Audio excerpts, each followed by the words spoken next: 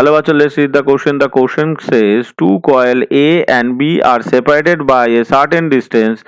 If a current of 4 ampere flows through a magnetic flux of 10 to the power minus 3 Weber passes through B. No current through B. If no current passes through A and the current of 2 ampere passes through B, then the flux through A is option A 5 into 10 to the power minus 3 Weber, option B 4 into 10 to the power minus 4 Weber, option C 5 into 10 to the power minus 4 Weber, option D 2 into 10 to the power minus 3 Weber. Now in this case, at first हमें क्या calculation करना है? At first हम calculation कर लेते हैं the magnetic flux linked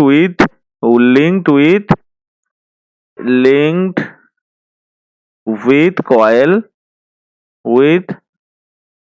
coil B यानी phi B is equals to M I A. M हो गया म्यूचुअल इंडक्टेंस और आई ए हो गया ए कॉयल में जो करंट है उसका वैल्यू.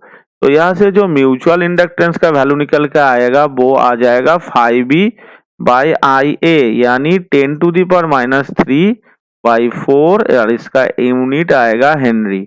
सो एम का वैल्यू यहाँ से निकल के आ गया. अभी क्या है, अभी हमें कैलकुलेशन क्या करना है? हमें कैलकुलेशन करना है फाई का वैल्यू. तो हम फाई का वैल्यू कैसे कैलकुलेशन करेंगे? तो simply the magnetic flux linked with coil A क्या होगा? linked with coil A हो जाएगा phi A which is equals to m I B. m तो सेम ही है यहाँ पे, तो इसका वैल्यू आ जाएगा हमारा कितना? phi A is equals to आ जाएगा 10 to the power minus 3/4 into I B का वैल्यू कितना है यहाँ पे? 2. यानी आंसर आ जाएगा 5 into 10 to the power minus 4 weber. तो ये हो गया हमारा आंसर. तो अगर हम ऑप्शंस को देखें यहाँ पे ऑप्शन सी जो है आंसर से मैच हो रहा है, तो option C is the correct answer.